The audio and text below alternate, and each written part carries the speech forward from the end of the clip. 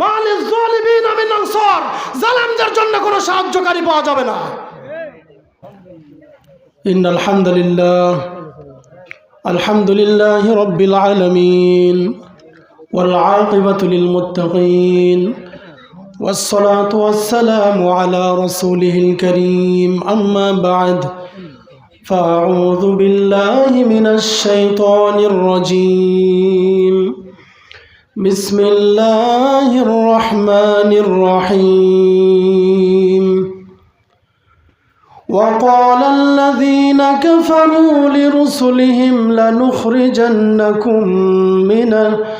لنخرجكم من أرضنا أو لتعودن في ملتنا فأوحى إليهم ربهم لنهلكن الظالمين آمنت بالله মুআজ্জাজ মুকাররম সম্মানিত সুধী, আল্লাহ তাআলা আমাদেরকে বৈঠাখালী মরহুম ফায়ার আলী সর্দার ওনার এই খোলা বাড়িতে আজকের ইসলামিক জালসায় আল্লাহ পাক আমাদেরকে সবার আগে এই জান্নাতি পরিবেশের জান্নাতি মেহমান হওয়ার তৌফিক দান করেছেন। আমরা মহান রবের দরবারে মস্তক অবনত চিত্তে শুকরিয়া আদায় করছি। সবাই পড়ছি আলহামদুলিল্লাহ। অসংখ্য দরুদ সালাম বর্ষিত হোক সর্বকালের সর্বযুগের সর্বশ্রেষ্ঠ নেতা আহমদে মুস্তফা মুহাম্মদে মুজতবা জনাবে মুহাম্মদুর রাসূলুল্লাহ সাল্লাল্লাহু আলাইহি ওয়াসাল্লামের রওজা আতহারে, যিনি এখনও শুয়ে শুয়ে উম্মতে মুহাম্মাদির জন্য মদিনাতুল মুনাওয়ারায় আমাদের জন্য কাঁদতেছেন। আল্লাহ তাআলা তার ফেরেশতা মণ্ডলী এবং আমাদের পক্ষ থেকে দরুদ সালাম এবং তাসলিম বর্ষিত হোক। আমরা সকলেই পড়ছি সাল্লাল্লাহু আলাইহি ওয়াসাল্লাম। সম্মানিত সুধী, আমরা এসেছি কোরআনুল কারীম শোনার জন্যে। প্রথম থেকেই আল্লাহ পাক আমাদেরকে এই জান্নাতি মজমা প্রথম থেকেই উদ্বোধন করাচ্ছেন আমাদেরকে দিয়ে। তা আমাদের জন্য একটা খুশখবরি, ঠিক কিনা বলেন? সম্মানিত ভাইরা,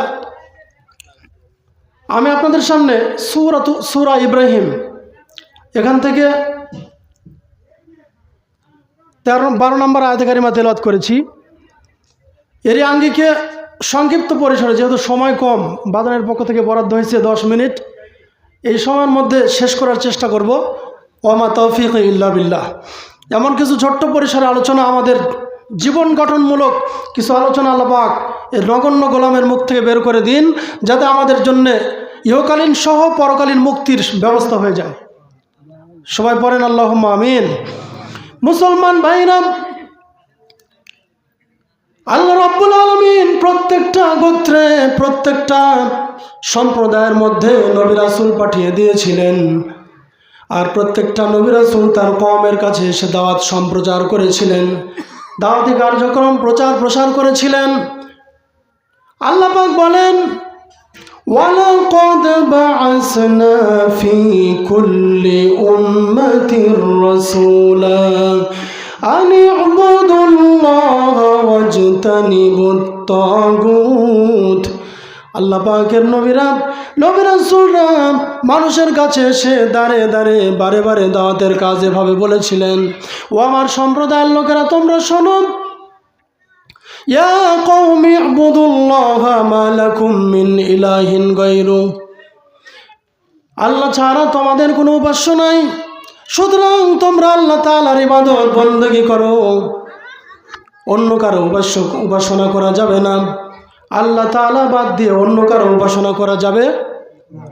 ওই সমসাময়িক যে গোত্রগুলোতে যে সম্প্রদায়ের মধ্যে নবী রাসূলদেরকে পাঠানো হয়েছিল, আল্লাহ পাক বলছেন এজন্য, ওয়ালাকাদ বা'আসনা ফি কুল্লি উম্মাতির রাসূলা, আমি প্রত্যেকটা জাতির মধ্যে রাসূল পাঠিয়েছি। সুবহানাল্লাহ।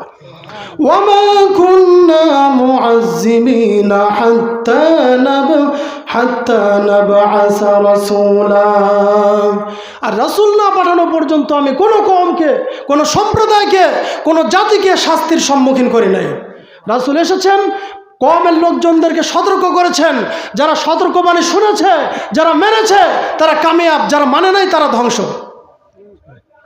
মুসলমান ভাইরা, হযরত ইব্রাহিম আলাইহিস সালামের সমসাময়িক যুগের কাফের, ওই সময়ের যারা কাফের ছিল, প্রত্যেকটা নবী রাসূলের সময় কাফের সম্প্রদায় কাজ করেছে। এখনো পর্যন্ত বাংলাদেশের জমিনে তথা সারা বিশ্ব জুড়ে ইসলামী শক্তির পিছে পিছে তাগুতি শক্তিও কাজ করে। প্রিয় ভাইরা, হযরত ইব্রাহিম আলাইহিস সালামের সমসাময়িক যুগের কাফেরেরা ওরা ইব্রাহিম আলাইহিস সালামকে কি বলেছিলেন? ইব্রাহিম আলাইহিস সালামকে আমরা তো চিনি কি চিনি না, তবে পরিচয় জানি। আল্লাহ পাক ওনার একটা পরিচয় বড় ফিগারে, রাউন্ড ফিগার দিয়ে আল্লাহ পাক ওনার একটা পরিচয় তুলে ধরেছেন। মিল্লাতা আবিকুম ইব্রাহিম হুয়া সাম্মাকুমুল মুসলিমিন। জোরে পড়েন আল্লাহু আকবার। উনি আমাদের মুসলিম মিল্লাতের পিতা, মুসলিম জাতির পিতা হযরত ইব্রাহিম আলাইহিস সালাম। ওয়া সাম্মাকুমুল মুসলিমিন, তিনি আমাদের নামকরণ করেছেন মুসলমান। সুবহানাল্লাহ পড়েন। প্রিয় উপস্থিতি, ওই ইব্রাহিম আলাইহিস সালাম আমাদের জাতির পিতা, মুসলিম জাতির পিতা। ওনার সময়ে যে সমসাময়িক কাফের সম্প্রদায় ছিল, ওদের বক্তব্য এরকম, যে আয়াতে কারিমা আমি আপনাদের সামনে তেলাওয়াত করেছি। ওয়াকালাল্লাযীনা কাফারু লিরুসুলিহিম, ওই সমসাময়িক যুগের কাফেররা তাদের নবী রাসূলদেরকে বলতো, তাদের রাসূলদেরকে বলতো, লা নুখরিজান্নাকুম মিন আরদিনা, আমরা আমাদের জমিন থেকে, আমরা আমাদের দেশ থেকে তোমাদেরকে বহিষ্কার করে দেব। আওলা তাউদুন্না ফি মিল্লাতিনা, অথবা তোমাদেরকে আমাদের ধর্মাদর্শে ফিরে আসতে হবে। খুব খেয়াল করে শুনেন, ওই সমসাময়িক যুগের কাফেররা নবী রাসূলদের বলতো, আমরা তোমাদেরকে দেশ থেকে বহিষ্কার করে দেব, অথবা তোমাদেরকে আমাদের ধর্মাদর্শে, মতাদর্শে ফিরে আসতে হবে।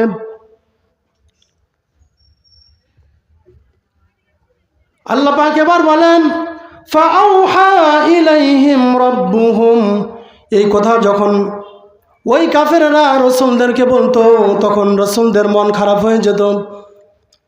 আল্লাহ পাক রাসূলদের মনের মধ্যে আশার বাণী সঞ্চার করে ওহী পাঠালেন এভাবে করে, ফাআউহা ইলাইহিম রাব্বুহুম, আল্লাহ পাক নবী রাসূলদের উপরে ওহী পাঠালেন, লানুহলিকান্নাজ জালিমিন, এই সম্প্রদায়ের মধ্যে যে জালেম গোষ্ঠী আপনাদের উপরে কোরআন নজরে কথা বলে, কোরআন নজরদারি করে, আমি আল্লাহ পাক ও রাসূল, ও নবীজি, রাসূলগণ, আমি আপনাদেরকে ওই আকারে পাঠিয়ে দিলাম ঘোষণা, আমি অবশ্যই আপনার এরিয়ার যে জালেমগুলো আছে, এই জালেমদেরকে অচিরেই ধ্বংস করে দেব।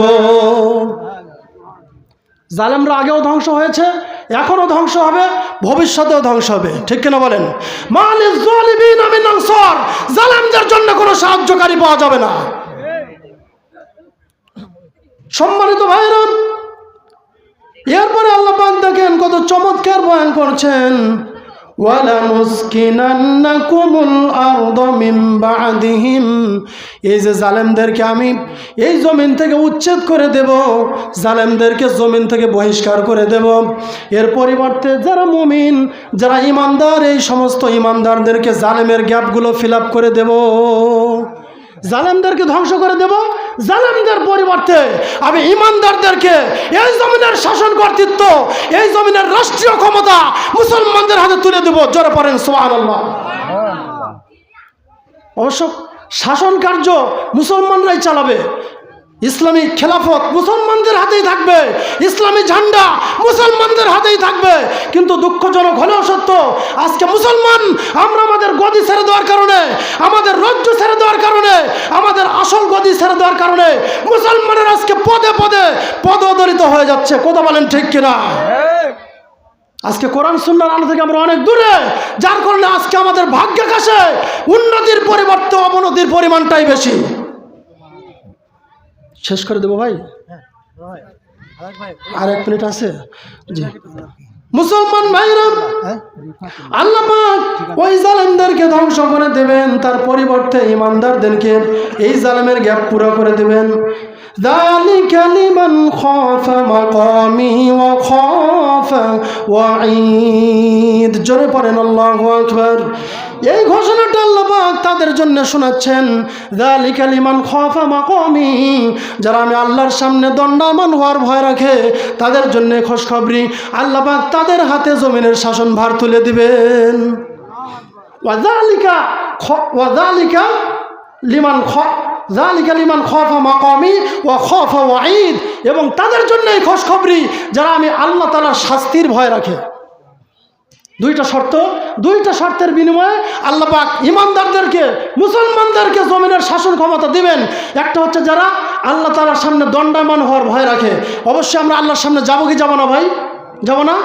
ওয়া আম্মা মান খাফা মাকামা রাব্বিহি ওয়া নাহান নাফসা আনিল হাওয়া ফাইন্নাল জান্নাতা হিয়াল মাওয়া। জোরে পড়েন সুবহানাল্লাহ। যারা আল্লাহর সামনে দাঁড়ানোর ভয় রাখে, ওয়া আম্মা মান খাফা মাকামা রাব্বিহি ওয়া নাহান নাফসা আনিল হাওয়া, এবং যারা নফসের কুপ্রবৃত্তি থেকে নিজেকে বিরত রাখে, ফাইন্নাল জান্নাতা হিয়াল মাওয়া, আল্লাহ পাক বলছেন তাদের থাকার জায়গা জান্নাতুল মাওয়া। জোরে পড়েন সুবহানাল্লাহ। আমরা সেই কাঙ্ক্ষিত মানের জান্নাতে যেতে চাই কি চাই না?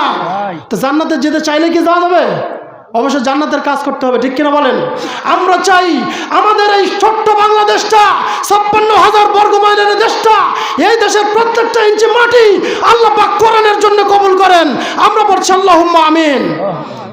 যারা কোরআনের সঙ্গে দুশ্মনী করে, যারা আল্লাহ রাসূলের সুন্নাতের সঙ্গে দুশ্মনী করে, তাদের ধ্বংস অনিবার্য। যারা ইসলামী রাষ্ট্র স্টেট কায়েম হোক চাচ্ছে না, আমরা তাদের জন্য দোয়া করব।